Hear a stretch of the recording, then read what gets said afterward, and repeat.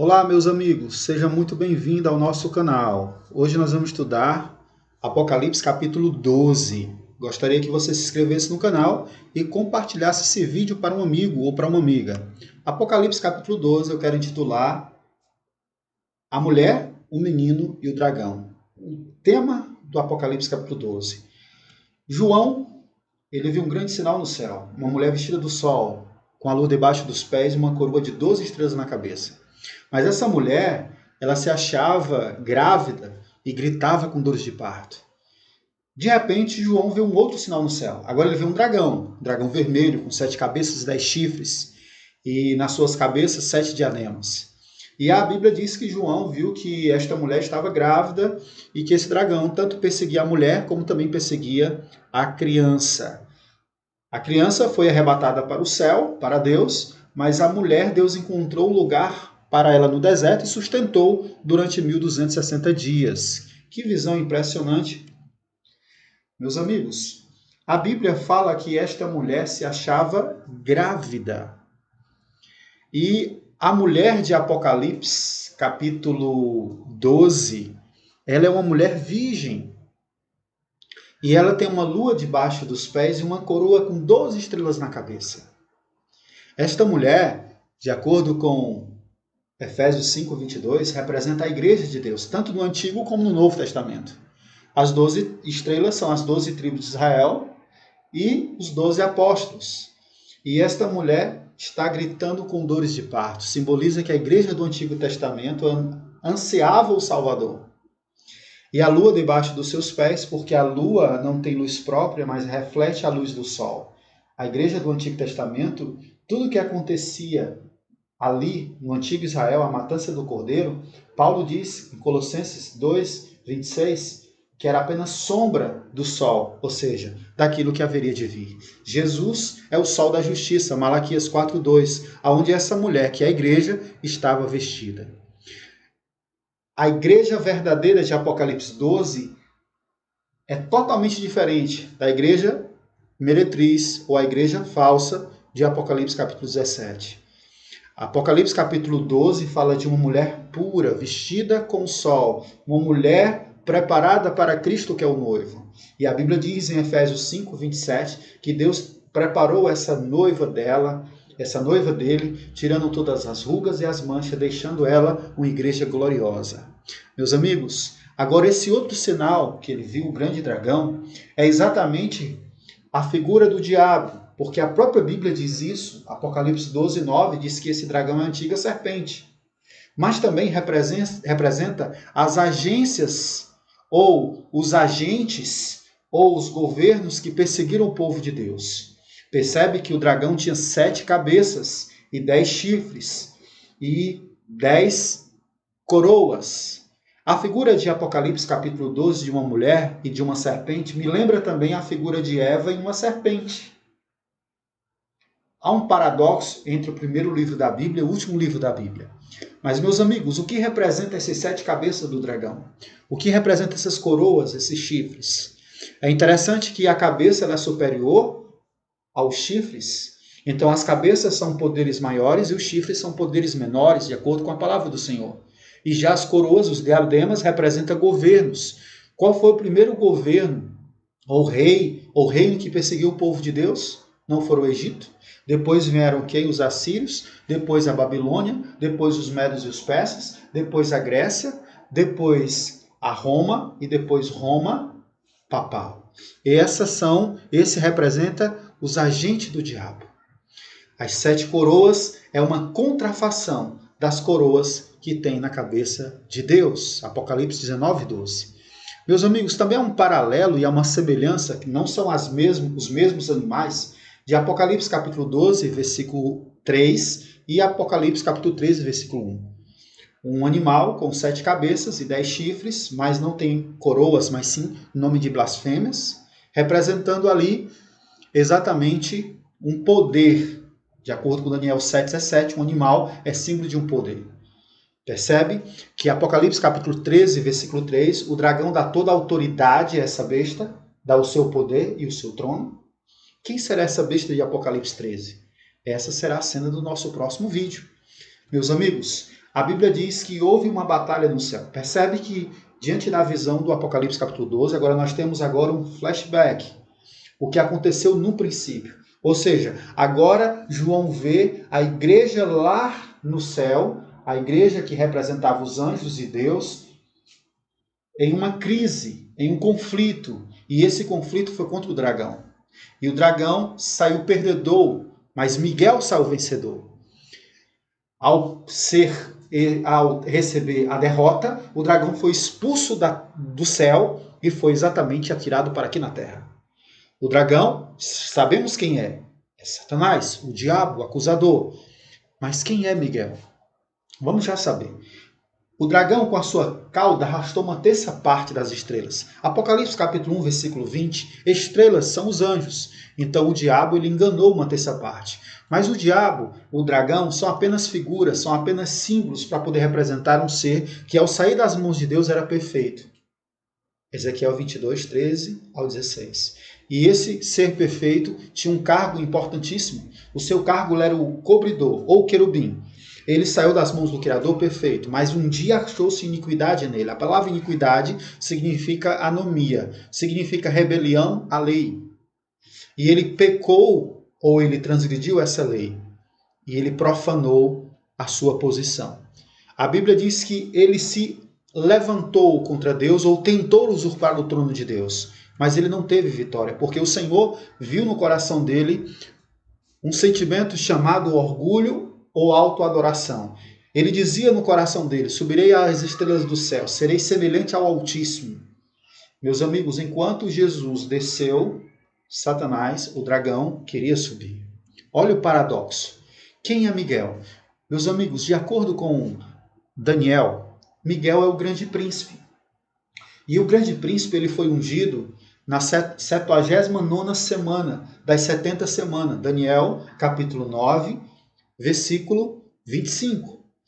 E esse Miguel, o grande príncipe, é o arcanjo. E ao som da voz do arcanjo, os mortos são ressuscitados. 1 Tessalonicenses 4,16.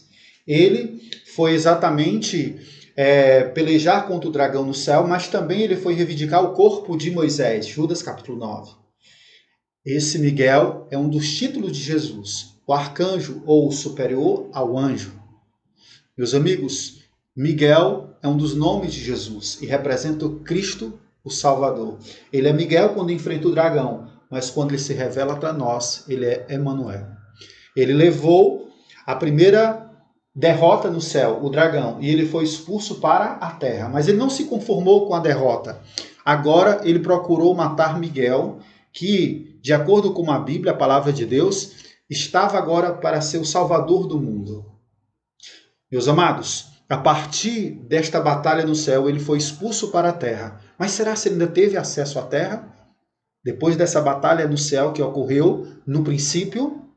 Sim, meus amigos. Ele tinha acesso ao concílio de Deus, que não sabemos exatamente onde era.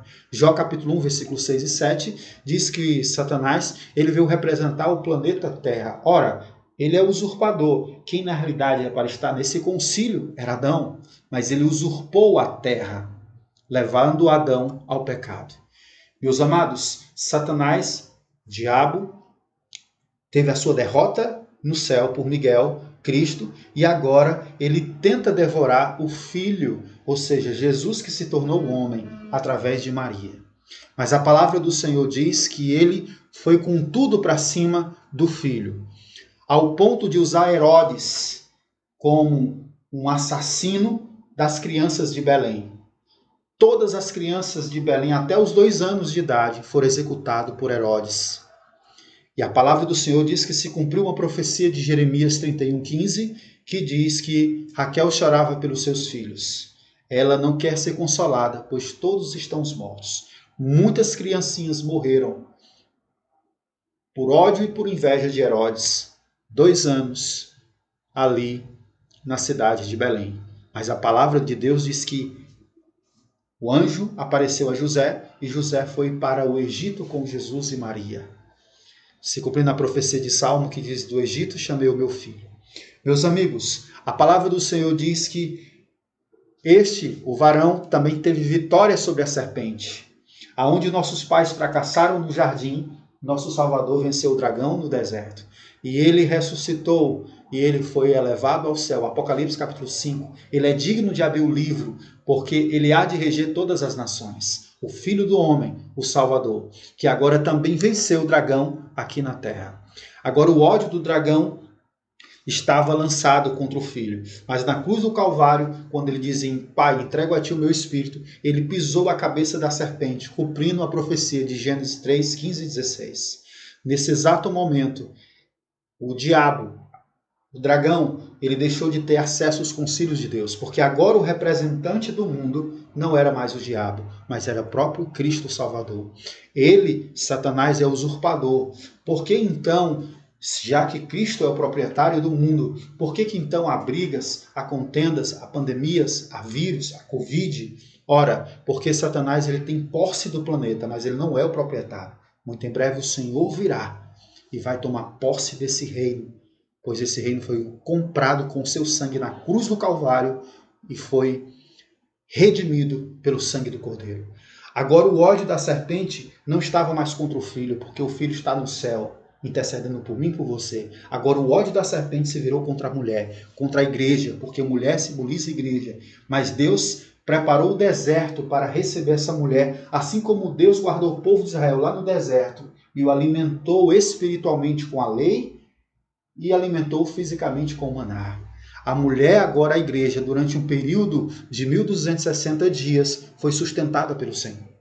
Esse período aparece também em Apocalipse capítulo 12, versículo 13, agora nessa expressão um tempo, 2 tempos e metade de um tempo. Na realidade, o período de 1260 dias é o mesmo período de um tempo, 2 tempos e metade de um tempo, que aparece pela primeira vez em Daniel 7, 25, fazendo alusão à Roma papal, que durante esse período de tempo teria a supremacia papal. Agora, quando começaria essa contagem de 42 meses, ou de um tempo, 2 tempos e metade de um tempo, que seria o mesmo de 1260 dias proféticos? Bom, de acordo com a autoridade papal que foi recebida no ano 538, o bispo de Roma passou a ser o cabeça da igreja, nós temos aí 1260 dias proféticos, são 1260 anos. Então vamos para o ano de 1798, aonde a Revolução Francesa pôs um fim no papado, na liderança de Napoleão Bonaparte. O Papa foi preso e levado para a cidade de Valência, ali morreu na prisão, cumprindo o que está escrito em Apocalipse 13, aquele que é levado a cativeiro, cativeiro será levado, e o que for morto, o que matar a espada será morto. Depois desse período, Deus agora protege a sua igreja ali no deserto. Durante esse período, Deus protege a sua igreja ali no deserto. Mas mesmo assim, muitos mártires pagaram a vida, pagaram a fé com a própria vida. Mas grupos de pessoas se refugiaram nas montanhas, como os valdenses no sul da França, do sul da Itália, os huguenotes na França e outros grupos mais que se esconderam em castelo, como Lutero, como Savonarola, como John Wycliffe, que passaram por perseguições, mas sempre Deus buscou um deserto para refugiar a igreja dele. Meus amigos, esse período de perseguição, de supremacia papal de 1260 dias proféticos, ou 42 dias proféticos, ou 1260 anos literais, foi o período das Inquisições, onde a Igreja de Roma matou mais pessoas do que a própria Roma imperial. E com a própria vida, os santos foram derrotados no sentido de o diabo poder massacrá-los, moê-los, até que os seus testemunhos, através de sangue, não amando a sua própria vida, mas testemunhando do Salvador, eles puderam pagar a sua fé com a sua própria vida. Mas a Bíblia diz que Deus, além de ter preparado o deserto, Deus também preparou a terra para ser um refúgio para a mulher, para a igreja. E a palavra do Senhor diz que o dragão olhou para a mulher e Deus deu asas de águia para a mulher. Apocalipse 12, 14. E ela foi levada para a terra. Mas o dragão não se conformou. Já que o dragão perdeu no céu para Miguel e perdeu na terra para Cristo, agora está arrojado, irado contra a mulher, a igreja. E esta mulher, ela é acolhida na terra. De acordo com Apocalipse, capítulo 12, 15 ao 16, sai da boca do dragão um rio, mas a terra abre a boca e engole esse rio. Rio é símbolo de perseguição, rio é símbolo de povos, nações, tribos, línguas, mas também rio pode ser interpretado como ideologias, como ideias, como seduções ou enganos que ele jorra contra a mulher. Mas Deus guardou essa igreja. Meus amigos, um dos grupos que saíram da perseguição, a grande perseguição na Idade Média, foram os puritanos, que hoje informará a América, os Estados Unidos da América, em 19 de novembro de 1620, ao chegar ali a bordo do navio Mayflower.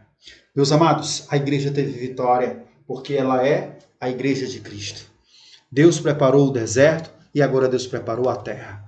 O dragão agora se ira contra os restos ou contra o remanescente da igreja de Deus. Quem são eles? Os que guardam os mandamentos de Deus e têm a fé de Jesus. Os mandamentos de Deus está escrito em Êxodo capítulo 20, do 3 ao 17. A única parte na Bíblia escrito com os dedos de Deus. Êxodo 31, 18. E tem o testemunho de Jesus. O testemunho de Jesus é o espírito da profecia, o espírito dos profetas, o espírito que revelava os seus segredos dos seus servos, os profetas. Os profetas é o grupo de pessoas mais odiado pelo dragão, mas os que se amaram receberam revelações.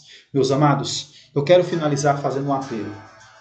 A Bíblia diz que o diabo agora se coloca em pé sobre a areia do mar, observando o remanescente. Apocalipse 12, 12 diz que, sabendo que há pouco tempo lhe resta, a Bíblia diz: ai da terra do mar, pois o diabo desceu sobre vós. Meus amados, como vencer Satanás? A igreja de Apocalipse 12 é uma igreja triunfante, porque ela está revestida da justiça de Cristo. A igreja de Apocalipse 12 é uma igreja que deve entrar para vencer no conflito final. Quer você fazer parte dessa igreja? Quer você fazer parte do remanescente? A igreja verdadeira, ela tem exatamente a armadura de Deus. Efésios 6, 10 ao 19. Ela é fortalecida pela armadura de Deus. A igreja de Deus, ela vence o dragão por causa do testemunho, por causa do sangue do Cordeiro e porque não amar a própria vida em fase da morte. Percebe? Ser uma testemunha de Jesus é não amar a própria vida em fase da morte. A palavra testemunho significa mártires. Teria eu coragem de ser um mártir da fé? Esses venceram pelo sangue do Cordeiro.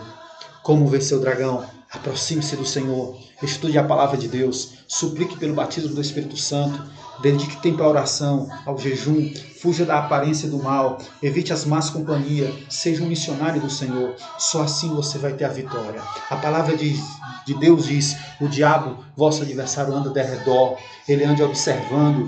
A palavra do Senhor diz em Tiago 4,7: portanto, submeta-se a Deus e resista ao diabo, e ele fugirá da cruz. E ele fugirá de você. Se nós estivermos com Deus, o diabo nada pode fazer a nosso respeito. Amigos, está na hora de nós tomarmos uma decisão. Estar sobre o sangue de Deus. Não amar nossa própria vida em fase da morte. E vencer pela palavra de Deus. Que Deus te abençoe. Que a vitória na cruz do Calvário garante a tua vitória. O nosso inimigo é o inimigo vencido. Amém.